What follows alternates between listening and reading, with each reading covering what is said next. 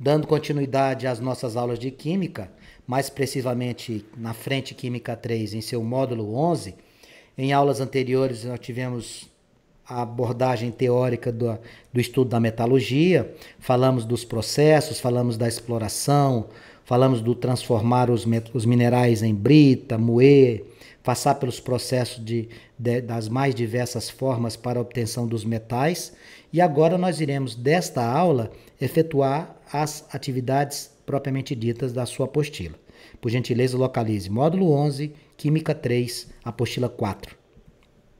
Primeiro exercício que o autor nos traz diz o seguinte: considere uma substância simples constituída por um dos elementos químicos situados na região indicada da tabela periódica. Essa substância simples deve apresentar nas condições ambientes a propriedade de...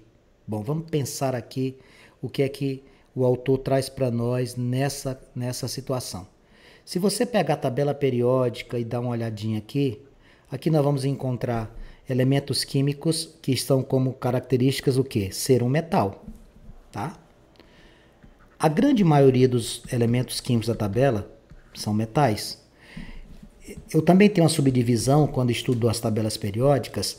Essa região aqui e essa região aqui são denominadas de regiões envolvendo os elementos representativos. O que são os elementos representativos? Elementos representativos são aqueles que terminam em subníveis S e P. Aqui no meio eu tenho os elementos de transição externa e aqui embaixo eu tenho os elementos de transição interna. Esses elementos de transição externa, eles apresentam o subnível D. E os de transição interna são os que apresentam o último subnível, o subnível F. Na prática, aqui embaixo nós temos os lantanídeos e os actinídeos. Esses elementos aqui do centro são os elementos de transição, não são metais. Aqui, bem, esse pedaço aqui, ó, tá? Então, o que é que a gente vai entender aqui? Primeiro que essa região aí apresenta metais. O que é que a gente tem em característica deles? São bons condutores. São bons condutores de quê? De eletricidade. São bons condutores de calor. O que é que a gente poderia colocar mais? Eles têm elevado ponto de fusão e ponto de ebulição. Então, para eu colocar os dois, eu tenho que colocar um S aqui. Elevados pontos de fusão e ebulição. Eles têm dureza. O que é dureza? Capacidade de riscar. Eles são sólidos na temperatura ambiente, com exceção do mercúrio, que é líquido. Mas ele está se referindo a esse grupo bem aqui, ó. Eu vou apagar isso aqui para deixar bem destacado essa galerinha que ele deu para nós aqui. Essas informações que eu trouxe para você aqui não fazem parte da resolução. Eu fiz isso aqui mais a troco de quê? De relembrar contigo essas informações. Vanks, eu gostaria de ter mais detalhes da tabela periódica. Vá lá nas nossas aulas que estão disponibilizadas nos nossos canais de comunicação, mais precisamente no YouTube. Procure lá a aula Tabela Periódica e Propriedades, que você vai ter a oportunidade de relembrar. Então, o que é que a gente vai fazer? Nós vamos analisar as alternativas e vamos verificar onde marcar. Então, vemos aqui. Letra A. Encontra-se no estado gasoso. Não. A maioria dos nossos amiguinhos aqui estão no estado sólido, com exceção do mercúrio, né? Ter predomínio de ligações covalentes? Também não. Os metais normalmente são bons elementos envolvidos em ligações iônicas. Por quê? Por que eles são compostos iônicos? Por que eles participam disso? Porque eles são elementos que têm a característica de doar elétrons. Letra C. Ser bom condutor de corrente elétrica ou de eletricidade. Essa aqui seria a nossa resposta. Então, a primeira questão aqui, marcaríamos a letra C. Na questão número 2, ele traz um texto, um caráter histórico para a gente analisar aqui, ó. Não há uma origem bem definida para o surgimento da metalurgia. O que é a metalurgia? É a ciência que se preocupa com a extração, com a produção, com a definição dos metais propriamente dito, né? Você extrai e você trabalha. Ciência de extrair os metais dos minerais e transformá-los em utensílios e ferramentas. Isso aqui é coisa antiga, é só lembrar da história da humanidade. Um dos primeiros registros refere-se aos sumérios, que em 4.000 anos antes de Cristo já conheciam e trabalhavam o ouro. Considerando essas informações, julgue os itens a seguir. Através de que, Vanks? Principalmente através dessa técnica aqui. Vamos ver se você lembra? Pirometalurgia. O que é que tem a ver com o que a gente está falando? Porque aqui vai lembrar de quê? Fogo. Considerando essas informações, julgue os itens a seguir acerca dos processos físicos e químicos envolvidos na metalurgia e assinale a alternativa correta. Letra A. O metal mencionado anteriormente, que é o metal, o ouro, utilizado pelos sumérios, é encontrado na forma de substâncias simples na natureza. O ouro é encontrado na forma de substâncias simples na natureza? Sim. Já poderia marcar aqui. Mas vamos ver os outros? Para a gente não perder uma questão vendo só um item, a verdadeira já achei. Vamos entender por que é que as outras estão erradas? Letra B. A extração de metais a partir de minérios envolve apenas processos químicos? Não. Eu posso fazer também processos físicos e processos químicos, dos dois, ó. Eu até comentei na aula passada a respeito da eletrólise, não foi? Letra C. Na metalurgia, a fusão de metais pode ser feita a temperaturas baixas. Você passar um metal do sólido para o líquido, é com temperatura baixa? Não. Temperatura elevada. Temperatura elevada. A letra D. Ligas metálicas diferentes que apresentam em sua composição o mesmo metal possuem propriedades físicas idênticas. Bom, as propriedades físicas, no momento que você monta uma liga, não são mais idênticas, elas são diferentes.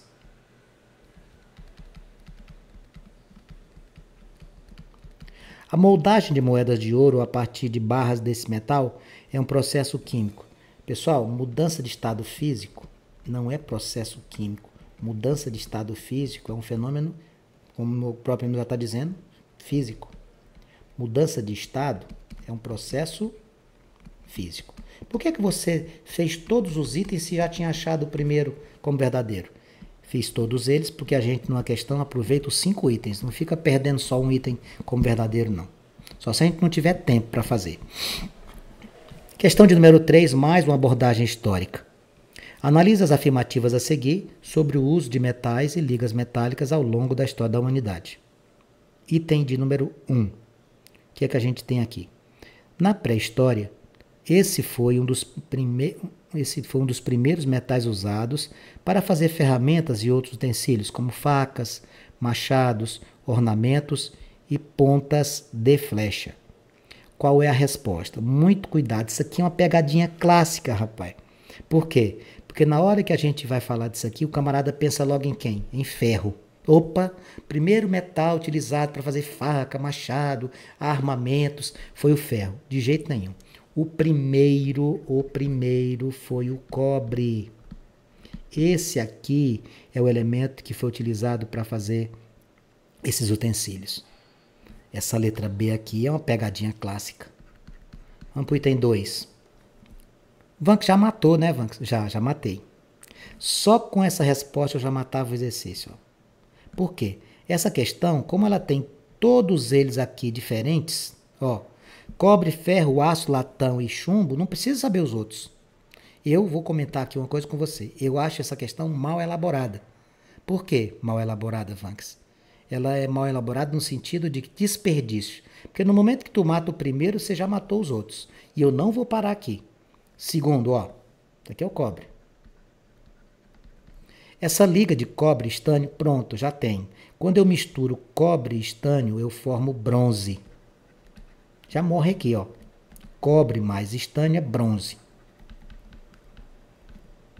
Essa liga de cobre e estânio foi usada posteriormente por ser mais dura e permitir a fabricação de ferramentas mais resistentes. Item 3. Esse metal puro e a sua liga com carbono demoram ainda mais a ser usados devido à maior complexidade. Esse aqui é o ferro. O ferro mais carbono dá o quê? Dá o aço. E por último, no final do século XIX, esse material começou a ser usado de maneira generalizada em utensílios domésticos, sendo antes disso um metal de produção extremamente caro. Quem é esse aqui? É o alumínio. A extração dele vem da onde? Da bauxita. Entendeu aqui? Eu não estou reclamando do autor. Eu estou dizendo para ele que quando ele coloca um único item, só o cobre na resposta mata, ele deixa de explorar muita coisa boa aí nessa questão, né? O item 2, 3 e 4 são ótimos. Vanks, como é que você faria aqui? Eu fazia, não se preocupe não que eu faria uma salada aqui, para não perder isso aqui. Aguarde a sua avaliação. Eu vou fazer uma salada, tá bom? Questão de número 4. A questão número 4, ele traz o que para nós? São necessários de 4 a 6 toneladas de bauxita. Quando falar em bauxita, o que é que você vai ter que lembrar? Vanks, quando fala em extração de bauxita, eu tenho que lembrar do metal alumínio. Muito bem. São necessárias de 4 a 6 toneladas de bauxita para produzir 2 toneladas de alumina.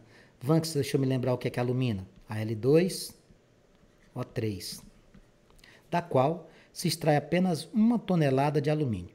Para essa produção, a necessidade de grande consumo de energia. Lembrei, você falou. Como é o nome disso aqui? Eletrólise. Na eletrólise tem um processo inverso, né? Na eletrólise a gente chama o polo ânodo de positivo e o polo cátodo de negativo. Aí ele diz aqui, tem-se a informação de que uma usina pequena com produção de 100 mil toneladas por ano consome mais eletricidade do que uma cidade do porte de Belo Horizonte. Que absurdo, hein, moçada? Muita energia. Segundo o texto, pode-se afirmar que a grande produção de alumínio hoje está... Bom, vamos raciocinar aqui. Eu queria citar primeiramente onde é que estão os grandes produtores de alumínio. Vanks, o Brasil está no meio? Não. Nós temos a União Soviética, a extinta União Soviética, hoje Rússia. Nós temos o Canadá e o seu vizinho, os americanos, e temos a Alemanha. Para efeito de produção do alumínio, a exploração da bauxita, nós encontraremos esses aqui como sendo as grandes fontes aqui da alumina. Alumina é o óxido de alumínio. Se você quiser ser mais criterioso, é trióxido de dialumínio. Então vamos lá. O primeiro item que ele coloca aqui para nós na questão 4, letra A, diz assim: junto às jazidas de bauxita, pois os grandes produtores do minério também são grandes produtores de hidrelétricidade, a exemplo do Canadá e dos Estados Unidos. Canadá e Estados Unidos, eles têm essas jazidas lá? Tem. Só que eles são, vamos dizer assim, produtores de hidrelétricas com grande porte? Não. Canadá, não. Desculpe, Estados Unidos. Só eles dois? Não é que esteja errado aqui, eu vou analisar os outros, sabe por quê? Quando ele diz assim, junto às jazidas de bauxita, pois os grandes produtores do minério são também grandes produtores de eletricidade, a exemplo do Canadá e dos Estados Unidos. Aqui está correto, mas ele está parcialmente, porque ele deixou de citar mais outros países, como a Alemanha e a Rússia, tá bom? Vamos ver as outras antes de marcar? A letra A está parcialmente correta. Letra B, junto às jazidas de bauxita, nas quais devem estar as usinas que produzem alumina pura para a seguir ser exportadas para os países fortemente industrializados, pois esse processo não exige grande quantidade de energia elétrica. O erro está onde aí? Primeiro que você não consegue alumina pura. Você não vai conseguir isso, né? Para você não vai conseguir a alumina no jeito que ele está citando. E segundo, ele precisa de muita energia. Ele está dizendo que não exige. Exige muita energia. Citou até ali que uma usina pequena precisa mais energia do que a cidade de Belo Horizonte. Letra C. Nos países industrializados como Estados Unidos, antiga União Soviética, Canadá e Alemanha, que são grandes produtores de energia elétrica e importadores de alumínio e bauxita. Opa, essa é a nossa resposta. Então, toda vida que você for fazer exercício, analisa um monte de itens, porque você tem a oportunidade de ter mais compreensão dos itens que você possui. Olha aqui a questão número 5. Um fio de ferro e um fio de prata foram imersos em um mesmo recipiente contendo uma solução de sulfato de cobre, de cor azul. Após algum tempo, observou-se que o fio de ferro ficou coberto por uma camada de cobre metálico. O de prata permaneceu inalterado e a solução adquiriu uma coloração amarelada. Com relação a essas observações, podemos afirmar, vamos de novo, vamos ter que ver tudo direitinho. Um fio de ferro e um fio de prata, vamos separar aqui, ferro e prata, foram imersos em um recipiente contendo uma solução de sulfato de cobre. Os dois estão aqui dentro. Tá. Observou-se que o fio ferro ficou amarelado. Quer ver? Uma camada de cobre metálico inalterado. Após algum tempo, observou-se que o fio de ferro ficou coberto por uma camada de cobre metálico.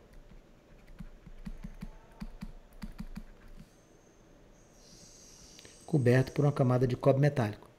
O de prata permaneceu inalterado. E a solução ficou amarelada. Que era azul, ficou amarelada. Ela era azul, ficou amarela. A pergunta é, o que é que aconteceu? Pessoal, para o sulfato de cobre que era azul ficar amarelado, só tem uma explicação. Um desses dois aqui sofreu oxidação. O que é oxidar? Ceder elétrons, enferrujar. Ferrugem.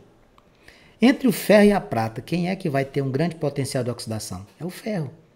Então, houve a oxidação do ferro. Tá? Houve a oxidação do ferro aqui, sem dúvida. Então, a letra A diz assim, a oxidação do ferro metálico é mais fácil do que a do cobre metálico. Por que é mais fácil? Porque o cobre, ele tem um potencial de redução maior do que o do ferro. Se você pegar ferro e cobre, quem vai enferrujar primeiro é o ferro.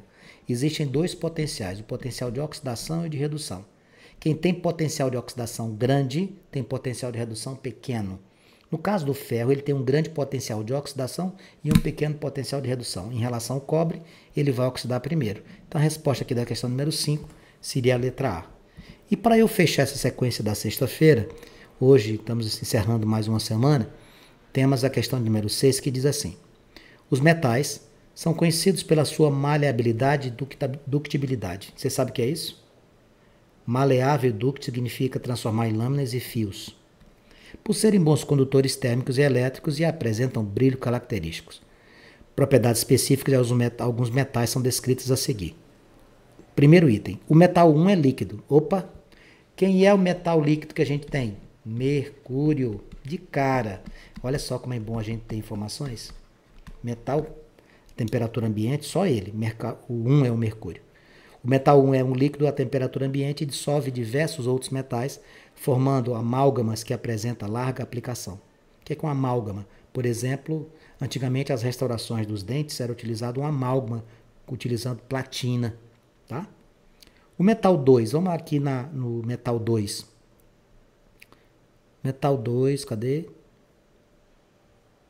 O metal 2 apresenta temperatura de fusão. Metal 2 apresenta temperatura de fusão de 98 graus, é mole e reage violentamente com a água, liberando grande quantidade de energia. Vanks, quem é que ele está se referindo aqui? Eu fiz, inclusive, mostrei para vocês a eletrometalurgia desse elemento. Quem é ele? O sódio.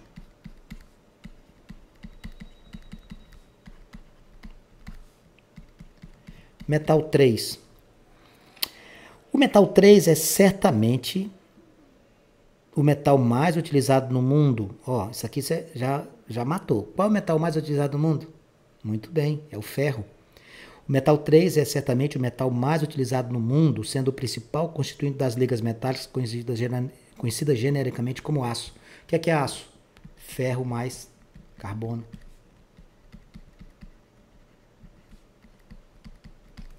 E aqui temos ainda o metal 4. O espaço aqui é pequeno, eu vou jogar ele aqui em cima. O que é que diz aqui o metal 4? O metal 4 tem bastante aplicação na indústria civil e de embalagens. Além de pouco denso, tem a vantagem de ser coberto por uma fina camada de óxido que dificulta a sua corrosão. A sacada aqui era ser pouco denso. Sabe quem é isso aqui? O alumínio. Ele é muito utilizado também nas embalagens, né? Como ele falou ali. Então, para que a gente possa encerrar essa sequência de resoluções, a questão de número 6 vai ter que ter mercúrio, sódio, ferro, alumínio. Você vai encontrar isso na letra C. Tá? Com essa questão de número 6, encerramos a sequência de exercícios. Esperamos que você esteja dedicado na sua formatação dos exercícios.